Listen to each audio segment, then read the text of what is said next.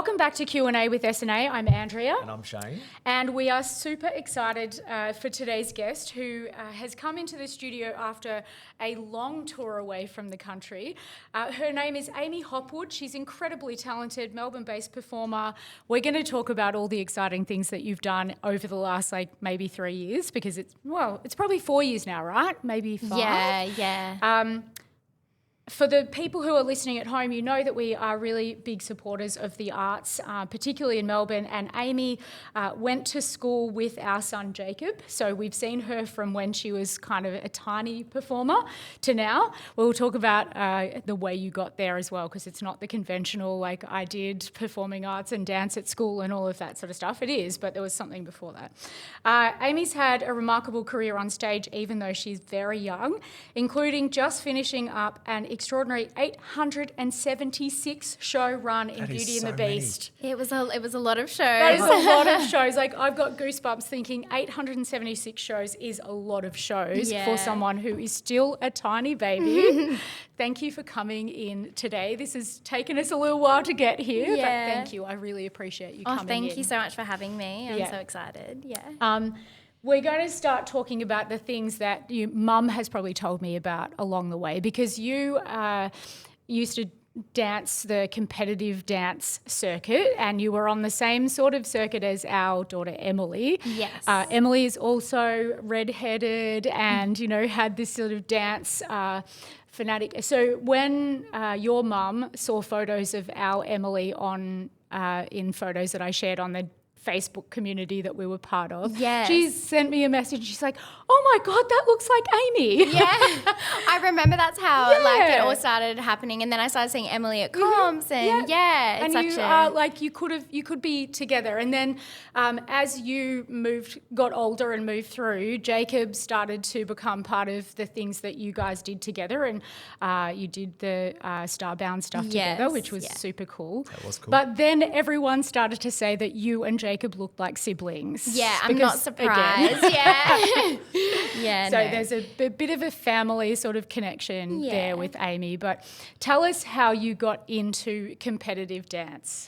Well, I started dancing very young. I was probably about 3 years old, and that kind of came from Mum. So Mum danced when she was younger and then put me into jazz ballet classes when I was just a tiny tot, and I loved it. So I kept going all through school. I tried other things at the same time. There was a while where I thought I was going to be a tennis player. That didn't last very long. I did competitive springboard diving for a while. Okay. That one lasted a little bit longer, but still dance always seemed to be the thing that stayed constant. And I found, because I was so competitive with dancing and I loved it so much, all the other things I was doing, I would kind of do a bit half-heartedly by the end because I just wanted to save all of my energy and all of my after-school nights for dancing. So then I was probably about 12 years old. I was just dancing at a community dance centre in Brighton, just out of a local church. And I had a friend at my primary school that went to, at the time it was Patrick Studios Australia, now Patrick School of the Arts. But she went to that dance school, and I was like, oh, Mum, that looks really cool. I think I want to, because you had to audition for that school. So I was like, I think I want to audition and I think I want to go there. And my mum was like, that sounds great. I went and did a trial class, and I was by far the worst dancer in the room. Everyone was dancing circles around me. I felt really challenged, but I said to my mum, no, this feels really cool, this feels right. The studios were so big, and coming from just that tiny little church dance school, I knew I really wanted to go there. So we made it work, we made it happen. I ended up carpooling with that friend from school, and I just fell in love with it. It became my whole life, my whole personality. So I was already doing dance competitions by the time I moved to PSA, but once I moved, I think I waited a year and kind of got used to the training, trained up a bit as well, because I was quite far behind everyone else. And then I started doing competitions again, I think when I was about 14. And then I convinced my parents to let me join the high school at PSA. Yeah. I just wasn't really going to take no for an answer. So I was very convincing and very persuasive, and I said, oh, well, at normal high schools, you go on camp in year 9 anyway. So instead of going on camp, can I just go to a dance school instead? So it was meant to be a temporary, just year 9 sort of gap year. But no, I swindled my way into staying for. It wasn't meant to be, was it? That's what you told them. I just said, oh well, now I'm set up. I'm used to my academics. Like it's fine. So that's kind of how it all worked out, and just kept competing in dance competitions throughout high school and doing all of the PSA shows and lots of workshops and Australian dance festivals and all the things. So, that was where I started. How did school work when you decided to do that as high school? Because there's an element in all of this where if you want to become a professional in something, and this is whether it be sport or dance or anything else, you kind of have to, like, something has to give, doesn't it? So how did school work for you? My dad works in education and he has been an educator my whole life, so school was really important to him. My brother was really academic as well, so I definitely knew that not doing VC and not doing school wasn't an option. I originally promised that if I went to the dance school, I would keep up a language because it's all virtual learning. So at the time it was called distance education. I think it's now changed to virtual learning, something like that. But it's online school. So you do your subjects all online, basically how everyone did school in COVID. So now, now it doesn't seem so weird, but at the time it was definitely not the norm. And we had school teachers that we could ring on the phone or email, but that was kind of it. So I think my dad had a mini heart attack because he was like, that is not school. And we had 3 hours a day at the dance school doing those academics. And obviously everyone's in different year levels. It was years 7 to 12 all in the same room and everyone's doing their own subjects. So it is very much self-driven.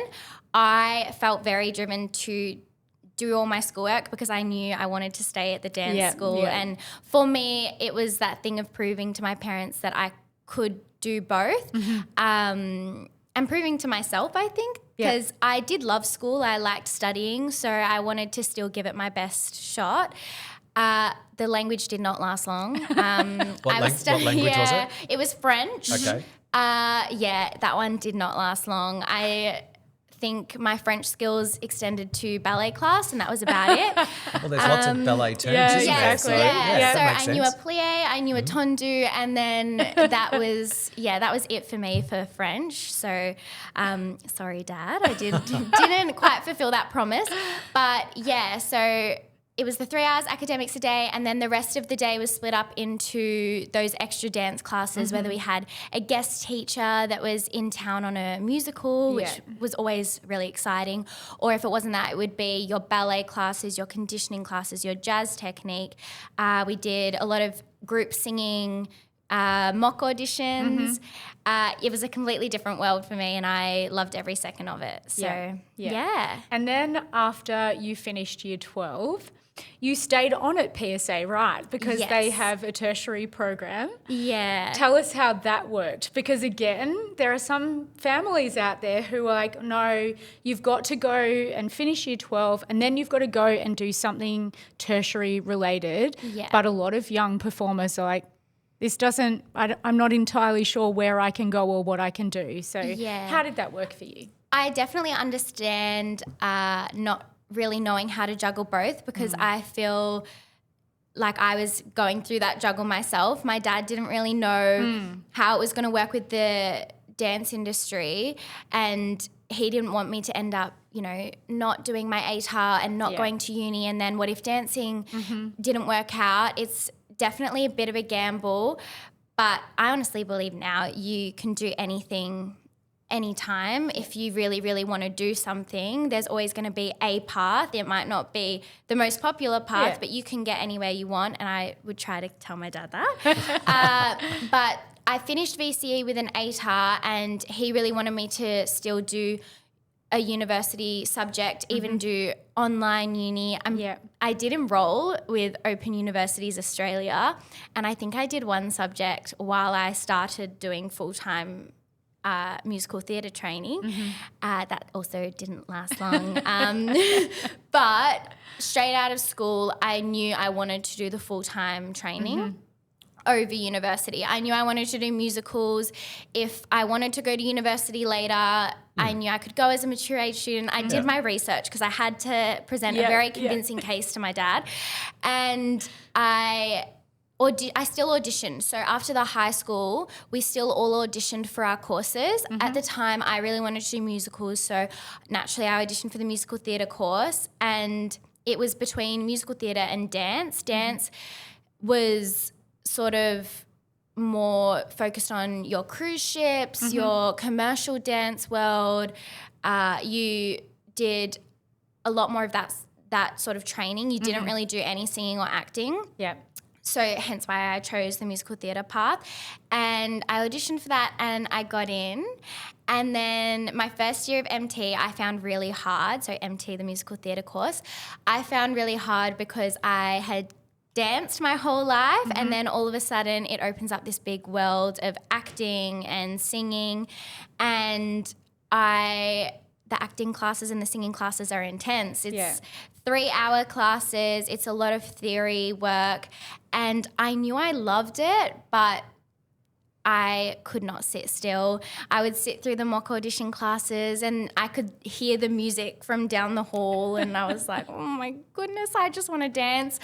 And so the school PSA opened up the performing arts course, which then had the dance. It was basically the dance course. You train with the dance course, except 2 days a week you would separate and do acting and singing classes. And once they started that course, I was like, oh, that one's for me. That's the course for me. So I actually only did my first year in musical theatre and then swapped over, which then COVID happened, which was crazy. So I ended up doing it all on Zoom anyway. But it was the right choice for me at the time, and I think to be in musical theatre, I knew I had to work on that singing and acting, but I was going to get more results if I was enjoying it more. So, I made the switch. And I didn't have to re-audition when I made the switch. I was quite lucky in that respect, I think, because I'd been in all of the programs at that point. I'd done the high school, the after-school dancing. They knew what you could do. Yes, but that first year in musical theatre, that was hard. It's a really hard course, and I think I'm a better performer for it. But it was definitely like the most challenging thing I'd done at PSA. What made you decide that it was music theatre that you wanted to pursue as a professional rather than, say, cruise ships or commercial and things like that? Because there's no right or wrong. It's really just what suits you. Yeah, I think musical theatre came a bit more naturally to me. I never really saw myself as a cool girl. I think in my head, commercial was more for the cool girls. It was more hip hop, and I definitely am not that. I'm not a cool girl at all. I also found hip hop and getting grounded a lot harder. I came from a very technical background, and I think my favourite part of dancing was sometimes the right and wrongness of it. I like sharp lines. I liked trying to be the best I could be, and I liked the linear aspect of dancing that way.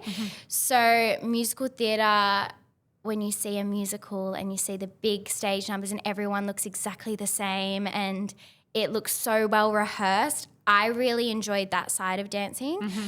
And I think just naturally I gravitated towards it, which is where my love for musical theatre came. I knew cruise ships were an option, but I didn't know how I would go being in the middle of the water for so long. I definitely would have auditioned for cruise ship contracts, and I would have taken one had the opportunity presented itself, but I just happened to have tumbled into another opportunity. And the opportunity that presented itself was a pretty big opportunity. So tell us about that, because that is super exciting and actually pretty unique. I'm not saying that, you didn't deserve it for a minute, because you did.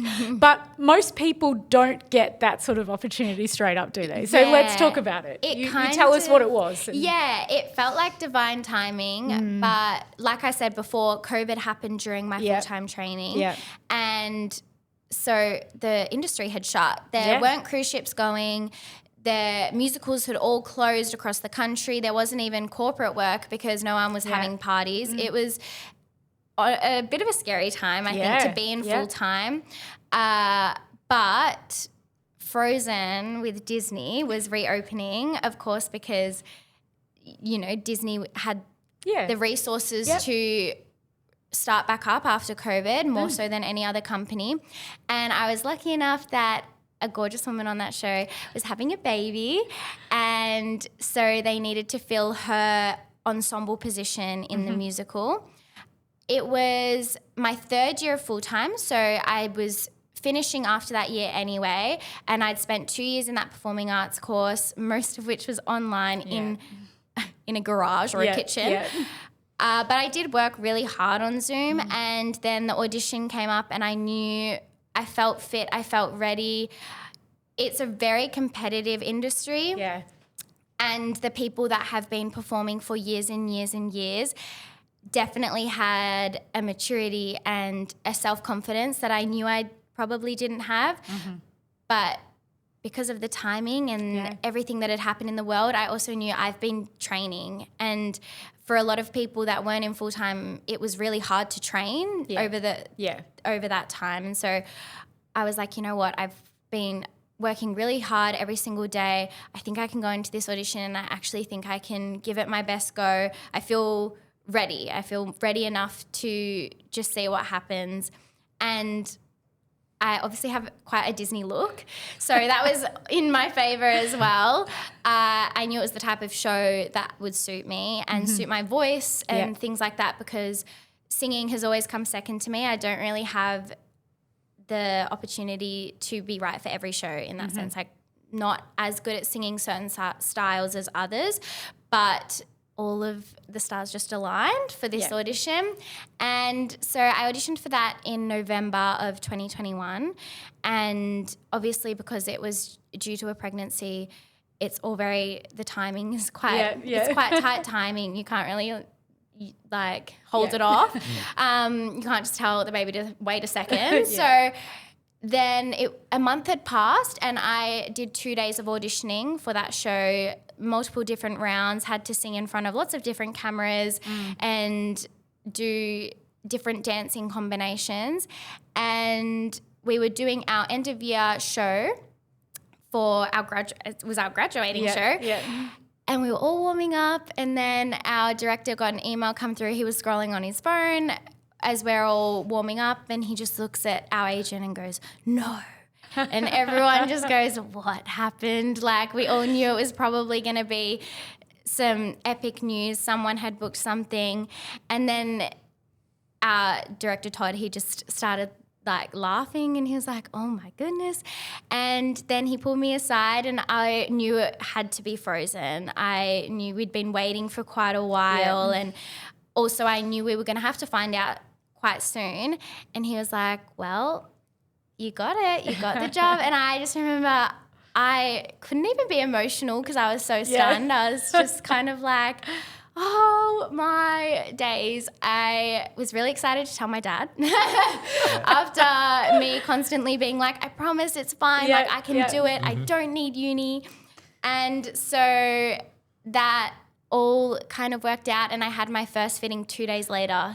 I didn't even go to my graduation for full time because the way it all worked out, I just went straight into Her Majesty's Theatre in Melbourne, which was so surreal. I felt like I was on work experience for maybe 6 months.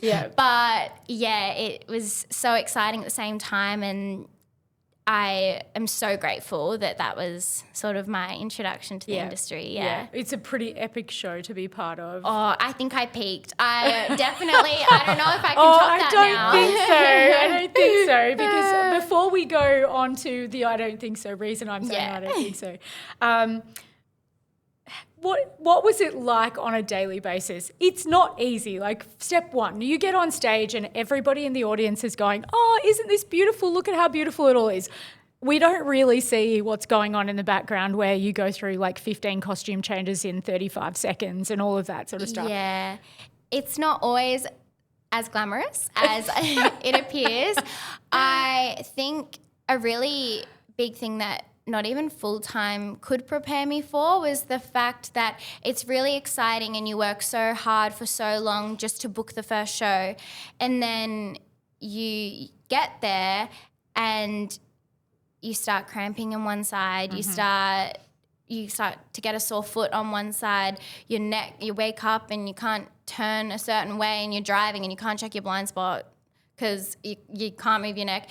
It's definitely very quick to become work. And I loved every second of it, especially Frozen. I felt like I was riding this wave of joy on Frozen and I had the best time, but also it was the first time my body had to do something so repetitively. You do 8 shows a week, sometimes around school holidays or depending on your show schedule, you might do a 9-show week. And on top of that, if you have new cast members joining, you have rehearsals, depending on what your job is in the show. I was lucky I was in the ensemble and I didn't cover anything, so I didn't have rehearsals every week. But some people are also in twice a week for 4 hours each time, rehearsing the show, adding people in. And, it's a full-time job. And on top of you going to work and working, you have to sort of adjust your lifestyle to it as well. You can't always go out and have fun with your friends. A big thing for me, especially during that Frozen period, was COVID was still a thing. I had a big family Christmas planned, but I couldn't go because the risk of me then becoming a close contact, it was a whole thing. You have to make a lot of sacrifices for it. And on top of that, after I think it was 2 months I performed in Melbourne, I then lived in Brisbane for 4 months, and that was the first time I'd lived out of home, my first time living in a new state, and it takes a toll because I don't know anyone in Brisbane. I didn't have that outlet. Yeah. We always talk about now this work-life balance. When you're traveling for your job, you don't have that balance. So there were definitely a lot of lessons that I learned, and you have to do a lot of, what hobby should I pick up? What hobby should I pick up in this city? What hobby should I pick up in this city? You spend a lot of time on your own, and I think it's a huge reality check, especially when, as elite performers, especially from a young age, you train your whole life and you just think, I just want to book that show. I just want to book that show. You never really think about what happens afterwards. Yeah. And when you're growing up and you're dancing in a full-time course, you're constantly preparing for the next performance and you're doing different numbers. You're learning new choreography all the time. And you think, wow, this is so hard on my body. Wait till you have to do the same thing for 8 times a week for months on end. That's going to be way harder on your body because you don't, like, my right side might be super strong, but my left side is now doesn't know how to support itself because it doesn't have to. It's a lot of physio. It's a lot of going to the gym and then correcting everything that you've undone doing the same thing 8 times a week. It becomes your whole life. So that was definitely a challenge. I've completely forgotten what the question even was now, but it was not so glamorous as it always seems. And there's definitely challenges, even just living away from home for so long. I remember coming back and I felt so lost, and it can be really scary because you think, wow, I'm living this dream life. I have everything that I want. Why am I not ecstatic? Why am I not super, super happy? And I'm quite a happy person. I am generally quite happy, but you come back and there's an emptiness because also you haven't seen your friends in years. You feel very disconnected, and as someone that likes to feel very connected, that was definitely a shock as well. Yeah. You moved from one Disney epic show to another Disney epic show in pretty quick succession. Was there a break? I had I think 2 months off. No, I had 6 weeks off. Yeah. I remember I went to Bali because we finished Frozen in Singapore. So I went straight from Singapore to Bali, and then I had the Easter period, April, and then 1st of May 2023, that was the date we started Beauty and the Beast. Yeah. And again, you have a very Disney look. So, and this show, the costumes that you wore in both, they're not dissimilar costumes either. Like, it's still very similar, that sort of folk costuming and pinks and purples and things that Amy loves to wear. Very glitz and glam. Exactly.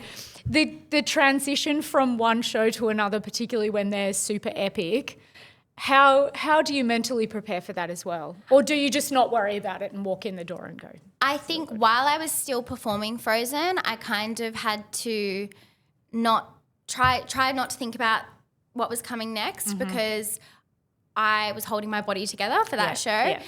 And then in the break, I knew from the audition combo for Beauty and the Beast that I needed to have a jump split. I needed to be really on point with my technique. So the shows were different in that sense. Frozen had a lot more partner work, and the dancing was a bit more free, and you could make bigger movement, whereas Beauty and the Beast was your typical musical theatre. Everyone needs to be hitting the same line, very, very technical musical. Yeah. So I kind of had to switch my hats in that 6-week break and revise all my technique. I was obviously still staying in shape on Frozen and testing all that technique, but it's just, I mean, same as putting on a different costume. You kind of have to put on your different dancing brain and swap hats in that sense. I also had a very different job on Beauty and the Beast. So Frozen, I had my one, we call it a track. So in the ensemble, Amy's track is kind of what I do from start to finish in the show. Yep. And I did the same thing every single show, every single performance. That was just my track. There was a time because of COVID, very dependent on COVID, where I learnt a tiny section of the start, which was a handmaiden. They're the girls that dress Anna at the start, and they do quite a few prop things. So I did at some point in the contract pick that up and kind of do it on an emergency basis.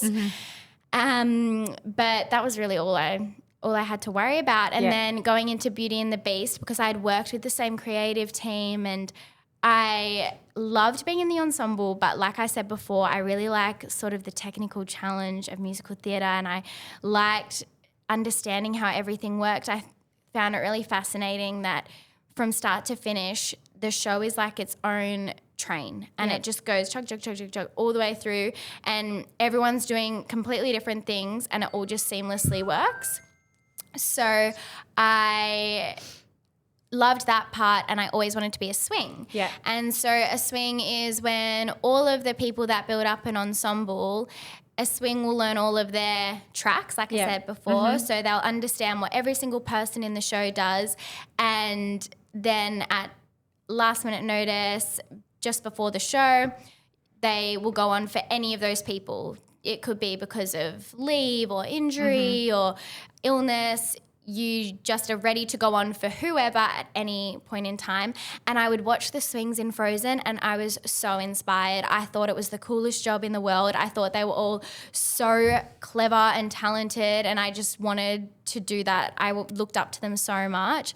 And then when Beauty and the Beast was auditioning, I was like, I maybe try being a swing. So when I auditioned, I expressed interest in it, and I was lucky enough to book the job as a swing. And then on top of that, a day before we started rehearsals, I found out I'd also been offered dance captain, which I was like, what? I was like, I'm 22. I'm probably one of the least experienced people in this show. And I had huge imposter syndrome, but I was also like, this was the dream. When I realized what musicals were and I started to understand the sort of jobs you could have within a musical, dance captain swing was always my dream. I always wanted to be a dance captain. Not so I could boss people around. I mean, that's a perk. But but just because I really enjoyed the fact that you could understand a whole show. You playing that fine line between behind the scenes and on stage, and it is an extra challenge, and I loved that. I felt really intellectual in a sense, and felt like I was using so much brain power, and I craved that feeling of the stress and the adrenaline. So I was dealing with that imposter syndrome, but also so excited, and I was really proud of myself, but I don't think I even let myself think about being proud, because I just was so ready to start, and I wanted to do the best job possible. I kind of went straight from, oh my gosh, how am I going to do this? This feels insane, to, well, I'm going to do it as best as I can. It went full game mode after that. And it wasn't until probably 6 months in I was like, oh, that was my 10-year plan, and now I've done it. And I did it in 2 years instead of 10, and I was like, oh no, I've done it. Where am I going to go from here? I've done the thing now.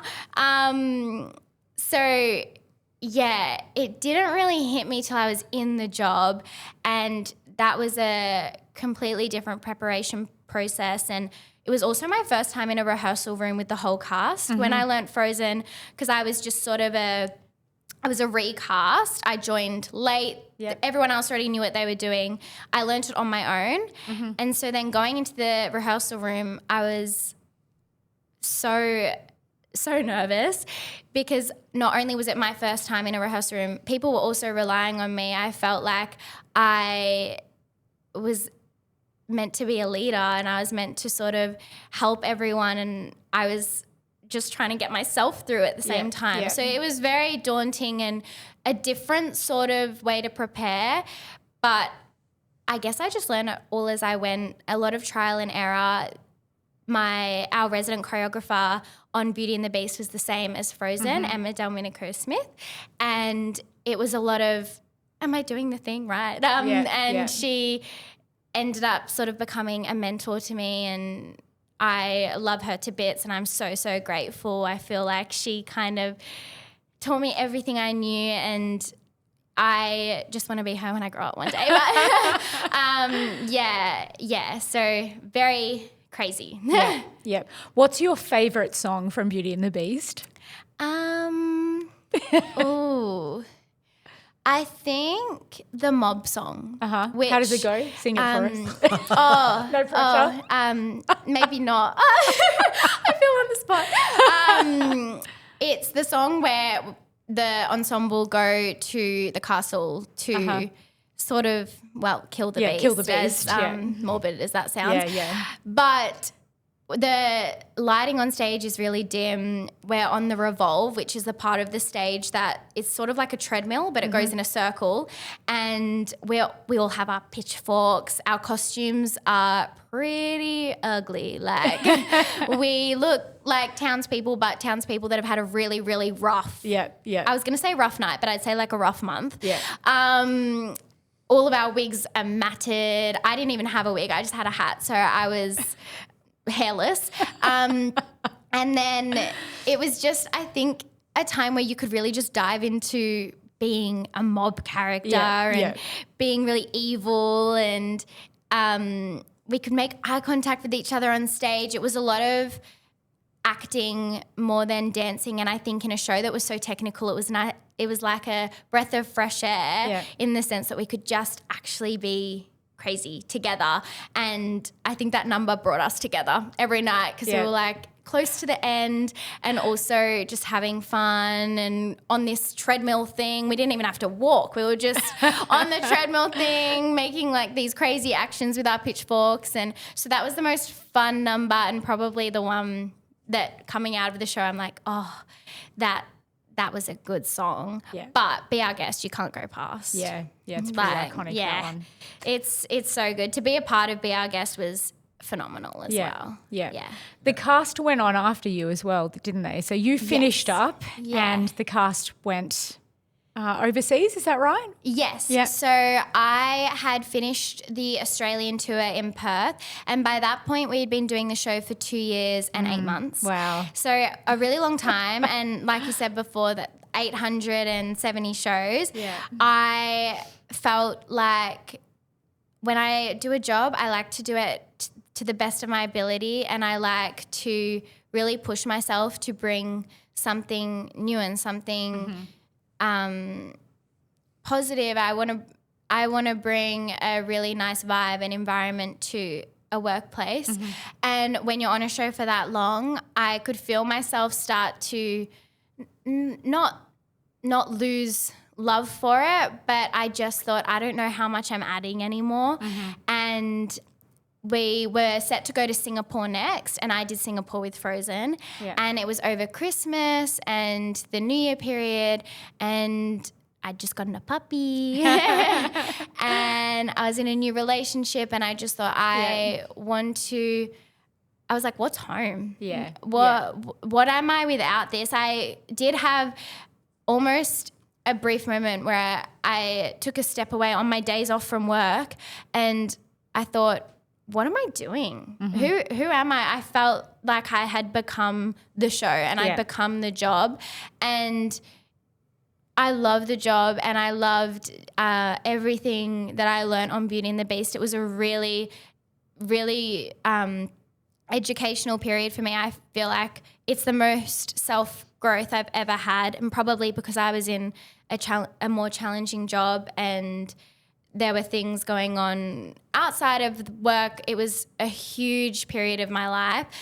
And then I think work became everything to me. It became everything that I was, and I just sort of thought, when this ends, what am I going to do? Who am I? Who are my people? And I didn't know any of the answers. So I thought, you know what, it's time for me to go do that.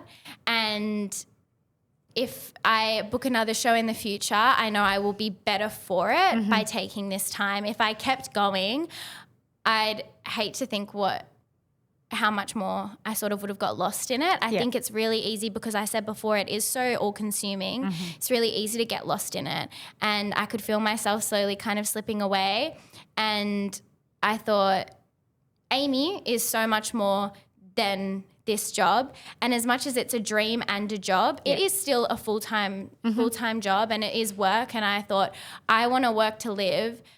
What am I even living for? What do I want to do? I didn't know any of the answers. So I finished up at the end of Perth, and then we had a girl that had previously done the show and left come back and take my role in for the Singapore season. So I missed about 2 months of the show, but I came home and I saw my puppy and travelled, and I think I'm still sort of figuring out all the answers to all those questions. But I feel like it was right for me in the moment. I think people get to much older in life and do not have the wise thoughts about that. We have conversations with people all the time about, what's next for them in life, and they're always very reluctant to give up something that they've thought was the dream, and I think it's very wise, and I'm glad that you shared that with people, because at such a young age to have such a wise outlook about where you are and what you want to be doing in the future is very rare, Amy, so well done. So thank you. I was going to, you answered what I was going to ask anyway about the 8 performances a week and whether that gets stale or not. So you, Look, it's one of those things where it will start to feel stale, and then you'll have a show and you'll be like, oh, this is why I do it. It's amazing. And then you almost judge yourself because you're like, how dare I be so ungrateful? Like, this is so amazing. This is so much fun. And you'll come into work and you'll be like, as if I get paid for this. And then slowly it will creep back. And then it's that thing of, it kind of goes in a cycle. I wish it was always I wish it was as amazing as it kind of looks from the outside all the time, but I feel like I'd be lying to myself if I said it's amazing every single day, you change lives. I definitely think there's reminders along the way that make it feel really special, and it's a good sort of kick back into gear. But it does. It's hard. It's challenging at the same time. So now you're unemployed technically, is that right? Yes. Well, I'm doing Differently employed. That's probably a better way to say it. Yeah. I'm quite a driven person. I kind of can't not do anything. I'm actually really bad at resting, which is probably why I ended up kind of entering that burnout period. I'm really bad at taking time off. So I think I started my new job in Melbourne the day I got home from Perth, and I started working at a gym. I was working at a Body Fit as a group fitness instructor because I got my certificate 3 in fitness while I was on Frozen, just because it was something I was passionate about. And when COVID hit, I was like, I probably should, start thinking as if I haven't booked the first show, and just sort of set myself up for being able to still audition and still invest my time into this, but also I'm an adult, I need a job. So then I started using that, which was really exciting because it's something I'd been passionate about on the side for a while and never really got to dive into properly. And so I started doing that. And then along the way, started doing a lot more dance teaching. And now dance teaching has kind of taken the front picture. Like I said before, I'm so passionate about that sort of technical side of things and the foundation, and I'm kind of finding a world where I can incorporate the fitness element of things and the dancing and the technique into one. That's sort of the journey I'm on now, and I'm just kind of doing that. Lots of dance teaching and figuring out. But still in auditioning though? If something comes up, you'll still... So I recently auditioned for all the shows that were kind of coming at the end of last year. Lots of no's.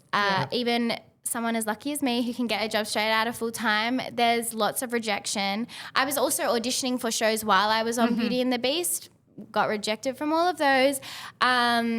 It's still as hard to get a job once you've had the job. And I am auditioning now. I think I know a lot more about myself and what I can bring to a job, that I am a bit more picky. Not because I can be picky, like I either work or I don't in the industry. I don't think it's really, if you want to work, you can't be that picky.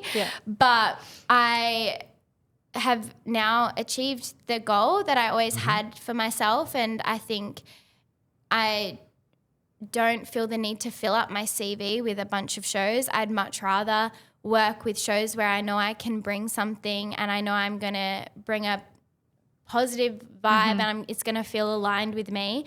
So I'm more auditioning for those shows. Occasionally I'll still audition for a show that might be slightly outside my wheelhouse for A, the experience of getting in front of a panel, B, still pushing myself. I never want to just be like, oh no, I'm not going to do that because I'm scared to do it. So I'll still do that. But just auditioning for the things that come that feel right for me and feel like I will either be challenged or be able to bring something to that. So Yeah. And there's a constant learning, right? Like you've done all of this professional training, but it doesn't stop because you've done the shows. No. You've still got to train for the next auditions, and there's always a different song that you've got to come up with. Like the auditions aren't just, oh, Amy, come into an audition with your favourite song from a Broadway musical. It's sometimes you get asked to sing things that you would never normally sing. Yeah, absolutely. And I'm still sometimes making that mad dash. I'll receive music on email for an audition, and I can understand how to read music, but you give me just dots and dots on lines, and I'm like, I've got no idea what that's meant to sound like unless I can kind of follow something. And so I'll be like messaging every pianist I know, being like, oh, can please Can help someone me? come and help me with this? So it never stops. Yeah. And even once you get that first job, I don't know when the next one will come up. I don't know if the next one will come up. Yeah. I do feel very satisfied with the sense that I did the thing I always set out to do.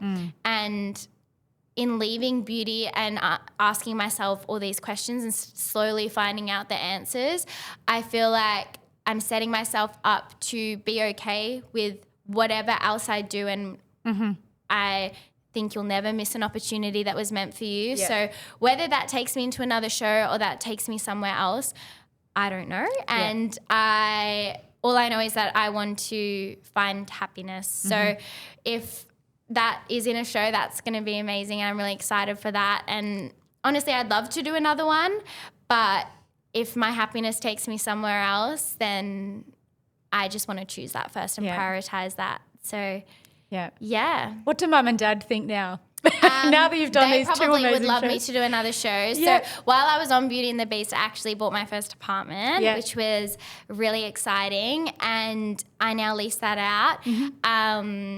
But I think it was a huge wake-up call for myself and my parents that, wow, okay, this, like, I could set myself up for this. It's just scary because it's such an unreliable job and it's contractual. So also I knew when I was on that really long contract, that 2-year, 8-month contract, I was like, if I ever want to get a home loan, like now's the time, because you don't really learn those things either in school. Like I didn't know that doing dancing and only having, like, you can't really get a home loan off sending invoices. So so that was a huge wake-up call, and I think my parents would definitely be keen to watch me do another show, but I think that's because they know I love it.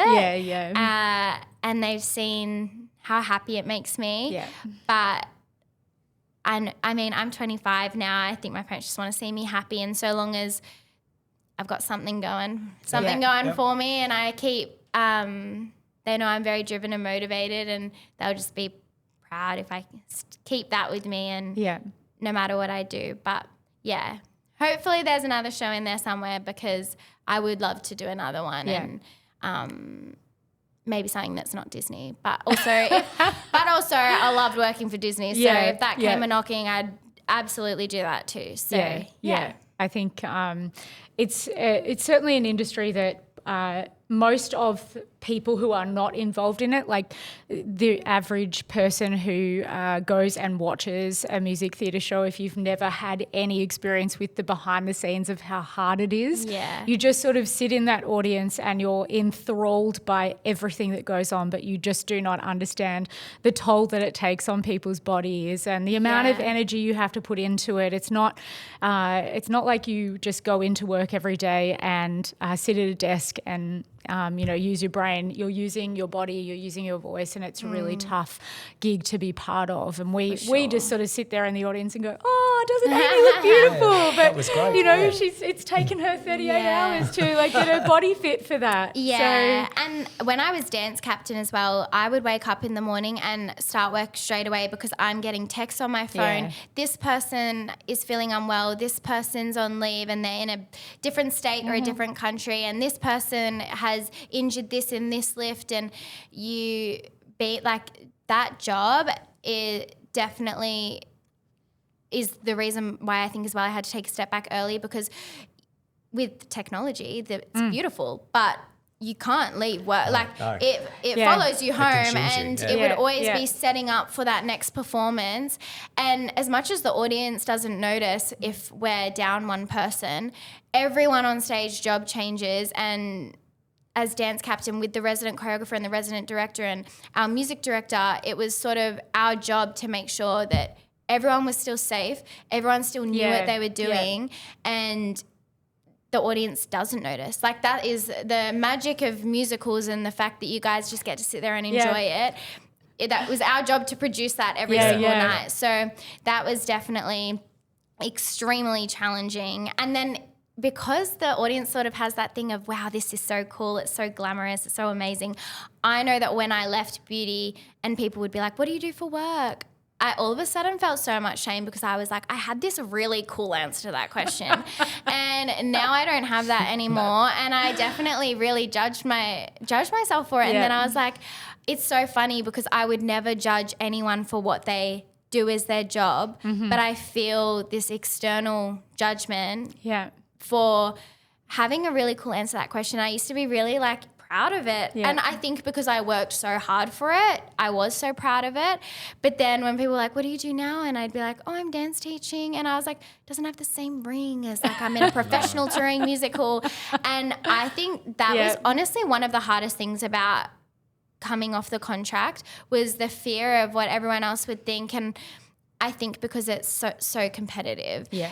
I almost thought, oh, other performers are going to see that now I'm not doing shows and I wonder if they think if I'm injured. Like I was making all these scenarios up in my head of everyone else, and then I was like, yeah, but on my days off at the end of that contract, I was a robot. I didn't even have a personality. So it's a fine line, and I think the external sort of amusement at the whole thing definitely plays a part. Yeah. And I almost reveled in the fact that people would think my job was so cool, and everyone has so many questions. I mean, the most asked question I think I've ever had is, how does Chip fit in the table? And probably in Frozen it would have been something about Elsa's magic or the big dress reveal in Let It Go. Yeah. Yeah. They are probably the two most questions, and it actually had nothing to do with me in both cases. I was not Chip or Elsa, but I think the fact that people are so amazed and they just don't understand it used to be so cool to me. I mean, it still is really cool to me that when I didn't have the answers and I didn't have this cool, I actually travel heaps for work. I perform on stage every night. I wear these really like glamorous costumes. I think not being able to tell people that anymore felt really like a kick in the guts. That was probably the hardest thing about stopping. And weirdly, I probably won't think about it if I do book another show. That probably won't even be on my mind, but it's sort of in the background. Yeah. Don't worry, Amy, because when people ask me what I do and I say I'm an accountant, I think I'm really cool still. I'm not sure. I'm not sure whether anyone else thinks that, but I do anyway. Well, I applaud you because I've got no idea with my accounting. So that's okay. He can't dance or sing. No, I can't. Yeah. So I actually do think it's really cool. I could probably use a little bit of that in my life. But I think a huge thing is social media as well. I think that's definitely all of a sudden what you do is who you are, and what you do and what you look like is the most important thing.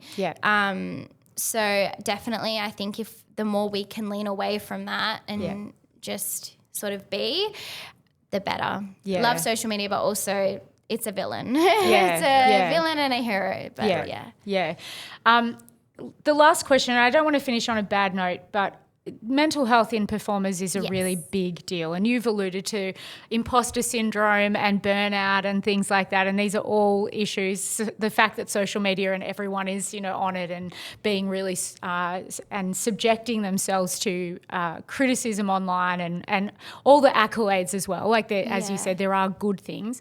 How do you personally manage the mental health aspect of your job and how it works? Because now obviously you work with young performers as well as a dance teacher. Yes. It all comes home to roost, doesn't it, for you? Yeah. I think a really big part of it for me is having my people that have nothing to do with work, which is hard because, to be honest, my closest friends I all met through dancing growing up, and they're all in the industry, and one of them actually ended up joining Beauty and the Beast with me, which was insane and so exciting. But we'd been friends for I think 10 years by that point, so our friendship wasn't based off the show. I think it's really important having those people, whether it be family or friends or a partner, that can bring you back down to earth. It's a very insular industry. Everyone knows everyone. Everyone knows everyone's business. Yeah. It's the gossip mill is huge. Like I'm sure it is in any industry. We're all human. But yeah, I think having those people when you come home and you're like, oh, my tap shoe kept falling off, like, it's like the worst thing in the world. Having that person be like, that sounds actually a bit silly, and having a bit of a laugh at you is actually the best thing ever, and really grounding. And yeah, having something outside of performing is my biggest piece of advice. Even when I teach kids now, I always just say, you know, whether it's going and playing in the park with your dog or reading a book. I love reading, and my love for reading definitely grew while I was away on tour. Even if it's that, and I'm a bit of a nerd when it comes to my Goodreads reviews. I love leaving a Goodreads review, and that brings me little joy, and it's got nothing to do with work. So it's finding those little things. It doesn't need to be a whole new hobby, and it doesn't need to take up heaps of your time.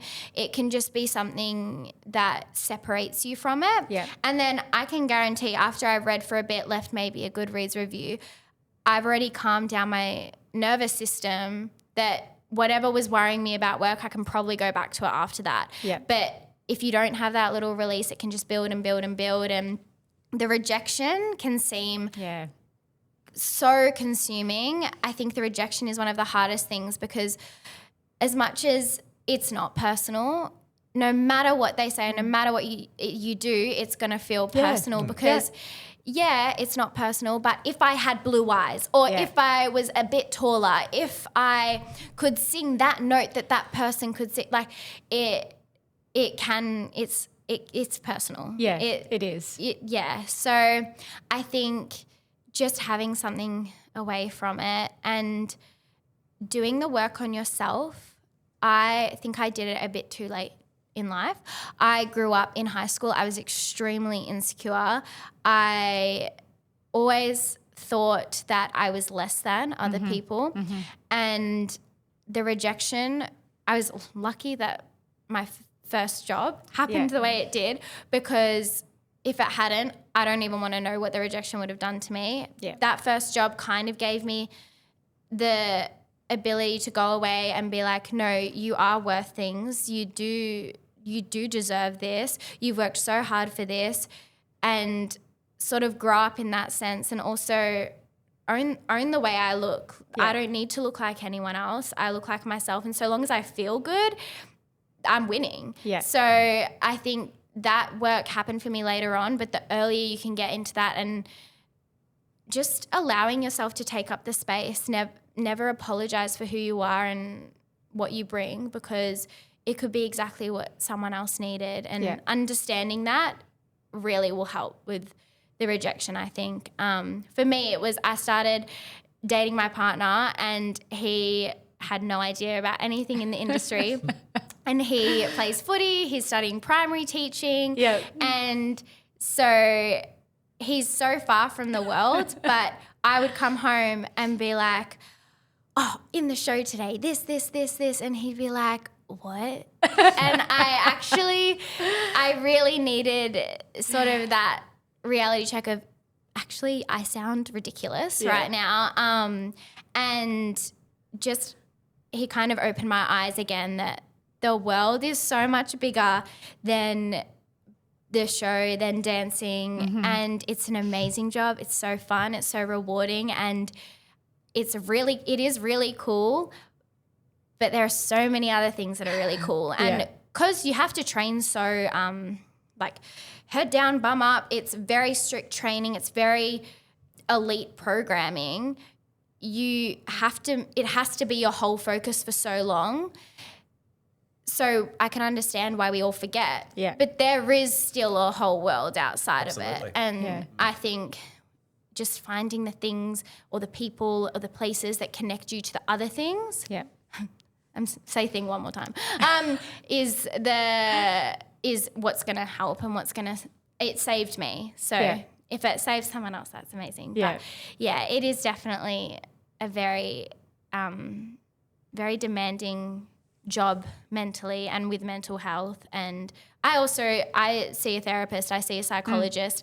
That really helps me. A lot of shows, or I think certain cruise ships, you can get a lot of them offer sort of psychological help. For me, what helped was having someone completely removed from that. Yeah. It's like that thing of when your workplace says to you, oh, we offer this, and it's like, cool, but I actually need to talk about you. Like I need to talk about all of my problems are in the workplace, so I actually need to I don't want to talk about it to out. somebody who's here. Yes. So for me, that helped, and I have no shame in admitting that. I think it's an amazing thing. It's an amazing tool. Especially because the job is so, you have to be vulnerable. You're standing in front of so many people. I found that I can be quite anxious, and it probably is because I bare my soul to so many people so many times, and you have to be an open book. You have to put yourself out there, wear the same costumes every day that you don't always feel comfortable in. It's taxing in that sense. So absolutely. Talk to the people you need to talk to. Open up the conversation. You don't have to pretend like everything's fine. Especially people younger in the industry that are on their first job. We all feel the things. You're not alone. Don't be afraid to ask that person that's maybe been in the industry a bit longer than you, like, hey, like, do you ever feel like this? Because I can guarantee they probably do. We're allowed to talk about that. I want to thank you so much for coming in, Amy. As I said at the beginning, it's taken us a little while to get here because you've been travelling around doing fun stuff for work, but I really appreciate your time and sharing the things that you have today. I'm sure that there will be people listening who are much older than you who are thinking to themselves, how does a person the age of Amy have these many wise words to share with people? But I really appreciate it. It's been so lovely to have you in the studio and so great to see you in person again. It's been a long time. I know. Thank you so much for having me. We will share your social media, which you may not want us to do as part of this, but I know you've got Thrive with Amy, which is the Instagram profile where you share, tips and things like that, and you sort of motivate young people in the journey that you're going through, and I think that's really beautiful. I do love all of your book suggestions as well. So if people are looking for book suggestions, find Amy on her social media because she's always sharing a good book and sitting by the beach and getting some fresh air and reading a book. So thank you again. I really appreciate it. Thank you. Thanks Amy. for having me. Thank you.